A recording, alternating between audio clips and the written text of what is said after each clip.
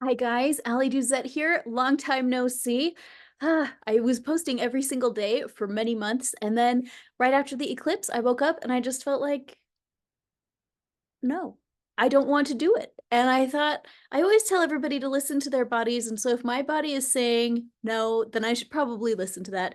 But here we are. It's the new moon in Taurus today, and I did want to hop on and say hello and talk about it for a little minute, because it's good to know, and there's a lot of interesting applications. And I actually recorded a brand new session today. It's on aliduzetclasses.com. I'll put a link below, but it's about uh, handling big changes. But let's talk about what's going on in the sky, and then I'll talk about how it relates to us. So this is the chart of what's going on. Well, a few hours ago, actually. Um, Here's this exact minute, and it's kind of funny because if you saw, I mean, that's how far everything moved in the chart in just a few hours. And back then, the moon was only at 13 degrees of Taurus, and now the moon is at 15 degrees of Taurus. The moon moves very quickly. It's the fastest moving thing in a chart. And so in a couple hours, it'll align exactly with the sun at 17 degrees, and that will be the moment of the new moon. As a human being on the planet, as you look out to look for the new moon, you won't be able to see it because the moon, what makes it a new moon is that the moon is right in a line with the sun.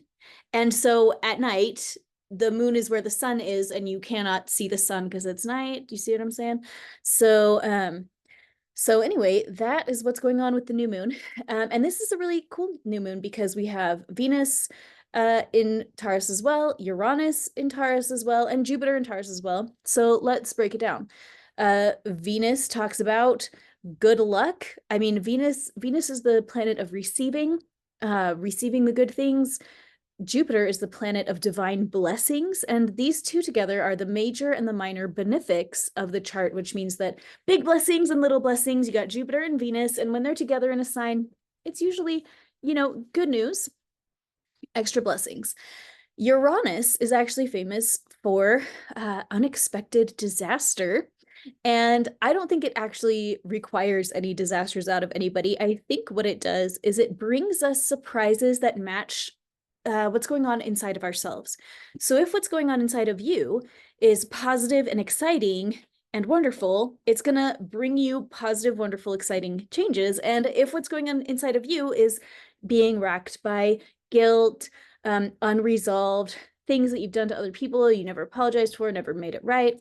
If you're dealing with a bunch of stress and just unresolved stuff from your past, Uranus is there to bring that stuff back into your life by surprise, so that you can fix it. So I really think that Uranus brings surprises that are a mirror for our own souls. I don't think it has to be bad, but historically, Uranus, you can't really say that historically because it was only discovered in the 1700s. But for the past couple of hundred years that we've known about it, it has been associated with negative surprises, kind of like Saturn. And Saturn has always been associated with terrible events. But again, I think Saturn is just a mirror for what's inside of you. The reason why Saturn gets a bad rap is because most people don't work very hard to heal themselves and to get themselves in a good place karmically, right?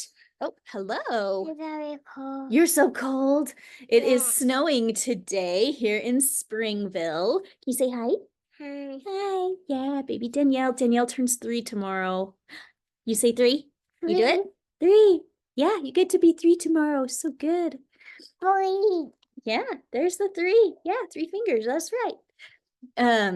Boy. Oh, now you get to be 3, not 4, you silly goose. I do. That's easy. Sorry, guys. So, Yeah. yeah.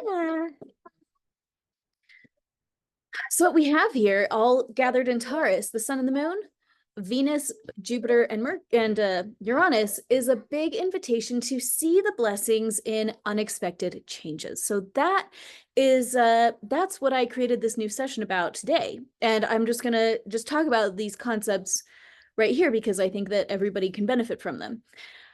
All of us deal with unexpected things, and some of us deal with a lot more unexpected things than others. I sometimes talk about my own chart. In my own chart, I have Uranus in the 6th house.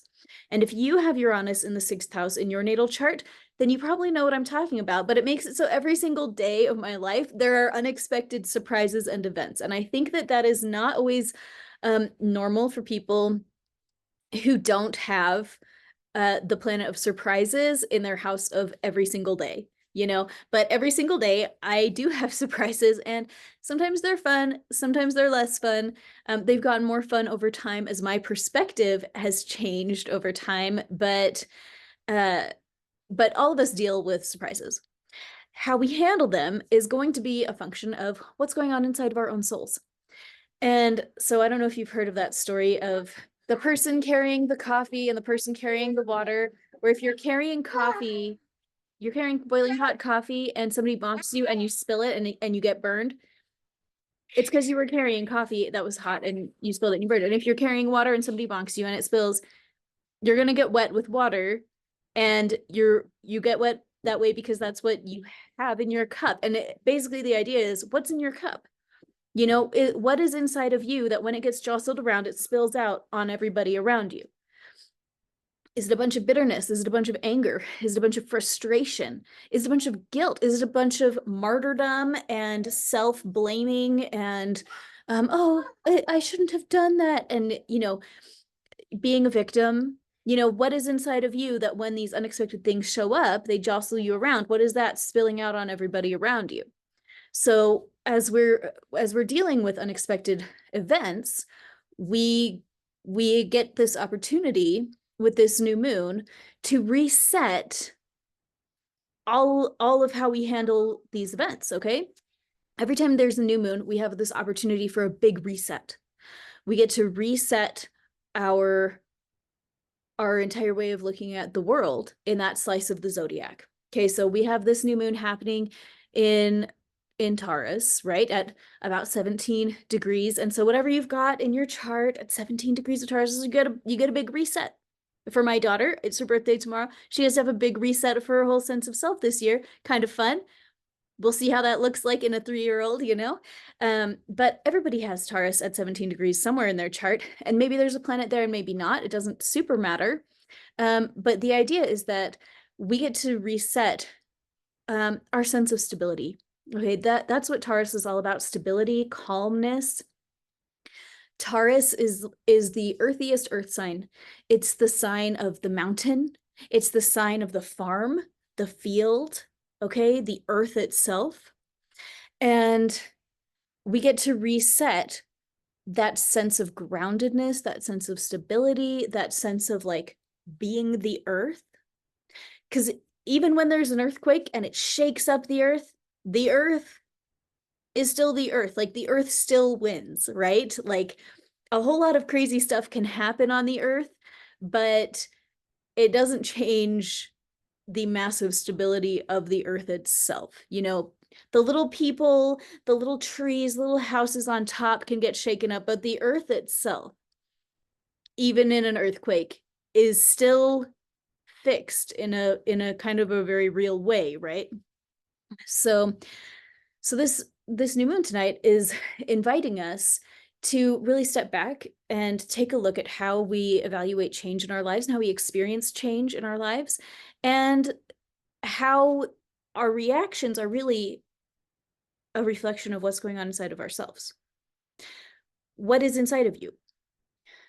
What fears, what griefs, what guilts, what bitterness, what unresolved stuff is still inside of you, that when an unexpected surprise comes up, your first reaction is to go into disaster mode?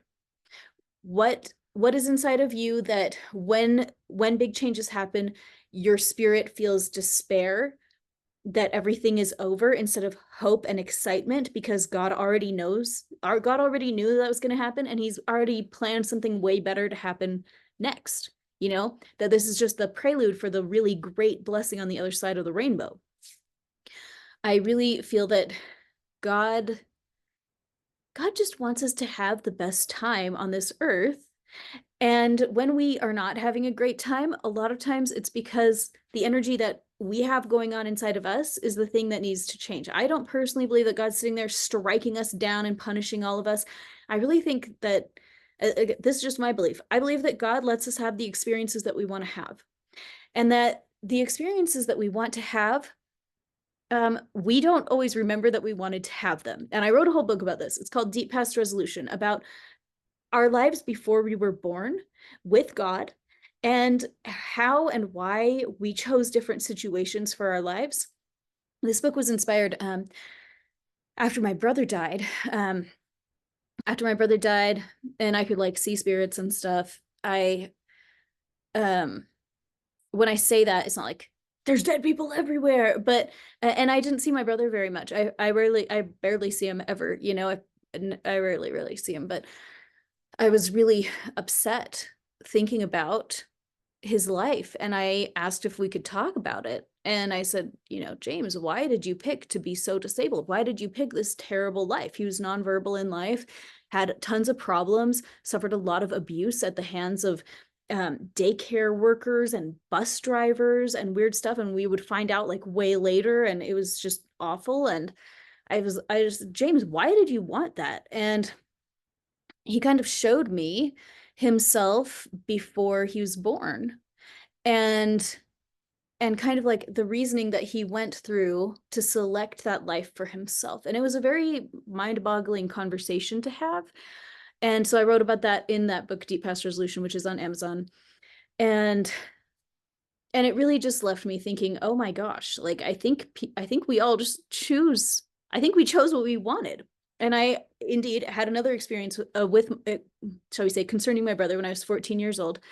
I went to a church camp. We were supposed to go into the mountains to pray for 1 whole hour.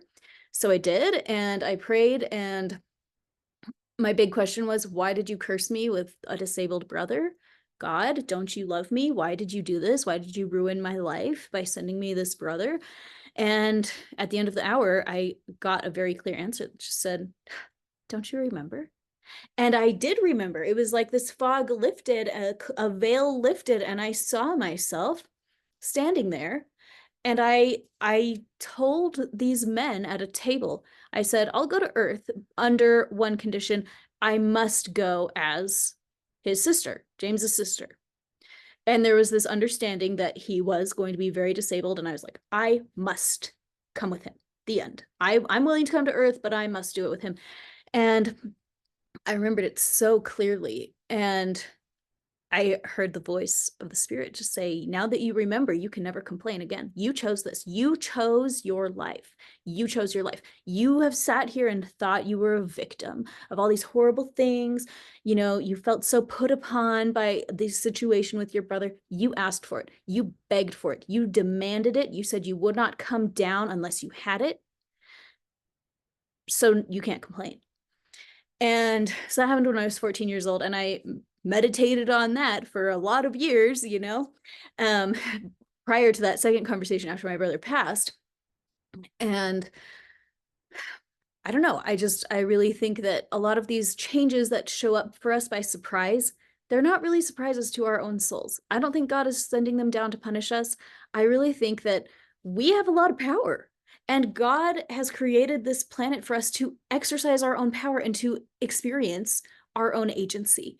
And the secret is that we are in act 2 of a 3-act play, and we don't remember act 1. But act 1, Susie, or whatever your name is, act 1, you made a lot of choices about how you wanted your life to show up. You made a lot of decisions about how you thought things should go here. And a lot of times we made those decisions based on really flawed data, because we had never lived on Earth before. We didn't know what we were talking about. And oh man, I write about all of it in the book. But the point is that we are not victims of our lives. I don't believe that we are. I believe that our lives are, to a very large extent, our own design, because we're here to experience our own agency. So if we don't like what's showing up in our lives, we need to step back and say, okay, why did I make this? Why did I choose this? Maybe before I was born, why did I think this was so smart to do before I was born? And I have in that book exercises that you can do to actually help yourself remember these situations and start clearing them out. Because what I have found is that if I can remember why I thought such a thing was a good idea, sometimes I can be like, I changed my mind. It's not a good idea. Like, I don't want that anymore. And it's pretty crazy how sometimes you make that mental shift and your entire life shifts in a couple of weeks, you know? Like you get to the emotional root of why part of your soul decided that this terrible situation is something that you wanted. You clear that out and situations change. They change. We have a lot more control over our lives than we think. We have a lot more control over our lives than we think. Oh man, I feel like I've spun out of control, guys. Let's bring it back to Taurus and the new moon. This new moon lets us reset, okay? We get to reset how we're going to handle unexpected surprises. Key takeaway, it's unexpected to our conscious mind. It is not unexpected to our spirit. It's not unexpected to our creator. Okay, there really are not a lot of actual surprises that exist in this world. They're not surprises to the key players. They're not surprises to God. They're not even surprises to our higher selves. Okay, there are already solutions in place for us. Everything is here to help us experience our own power, our own agency, to show us how much influence we can have over the world around us if we just choose to use it. If we just use that agency to think differently, to have a new perspective, to exercise faith, to look at the world around us and say, you know what? I'm sick of being hopeless about this. I choose to believe that things can be different for me now. The secret about belief is that you get to choose your beliefs. And I know that it doesn't always feel that way. And I know I've told this story before too, but some years ago I had this vision of my little brother, my baby brother, and he in my dream, in my vision, he was in at trial and he was being judged for a crime that he said he didn't commit, but all the evidence was stacked. And in my dream vision, he looked at me and he said, "Allie, you know me and you know I would never do this. Believe me, I did not do this." And in my dream, I looked at him and I looked at the evidence and I saw that it all added up against him. And I thought about my brother and I thought, I can choose to believe him. I can choose to believe something that goes against the evidence if I want to. What is belief? What is belief? It's something that you choose to invest your mental effort into accepting. Okay. Can we choose to accept the mental belief that the world is good, that God is good, that things are good, and that good things are meant for us? Can we just choose to accept that? Can we just decide, you know what? I'm going to choose to believe this now, you know? And the answer is yes, you can. It doesn't always feel that easy, but it is as simple as saying, yeah, I'm going to make that the belief that I believe now, you know? And maybe it'll take some time to truly like internalize that and make it a subconscious program for yourself. But the first step is to consciously decide, yeah, I'm done being a victim of my life. I'm done. I choose to believe in hope. I choose to believe in the good things. I choose I choose to mentally accept the concept that things are good and that my life can be good. Okay, there you have it, guys. I did a whole session about this earlier today and it's recorded and it's up in allieduzetclasses.com. It's called Big Changes or something like that, change session. And it's all about helping us cope with big changes. We clear out a lot of grief and anger and past trauma about unexpected changes. We work on generational issues around unexpected changes. And we also deal with the fear of bad news, which to me, as I was working through it, I felt like this was very, very salient for people with hypochondria, people who wake up every day in total fear that they're going to get bad news. Do you know some of these people? Because I like literally know some of these people who are terrified every day that they're going to get bad news. That would qualify as a big change, right? And so we worked on fear of big changes, fear of bad news. It's a very powerful session. It's $10. Yeah, go check it out. allieduzetclasses.com. I'll put a allieduzetclasses.com. I'll put a link below. but I hope that it blesses everybody's life. Remember that the new moon is a potent time to plant new seeds. So today's a great day to just write down some new intentions. What do you want out of your life? Go write it down. You don't have to make it happen. You don't have to make an action plan. Just like when you plant a real seed, you don't write an action plan for that seed. You plant it. You let the sun and the water and the soil do its thing, and the plant will grow. Today, you get to choose some new intentions for your life and then sit back and relax because that's how seeds work. We pull out the weeds, we make sure they're watered and get enough light, but we don't have to give them an action plan. We don't have to force them along. Okay, come hang out on Facebook, Intuitive Healing with Ali Duzette. I think that you guys are great. Hopefully I'll be back on YouTube more often. Glad to see you again. Bye guys.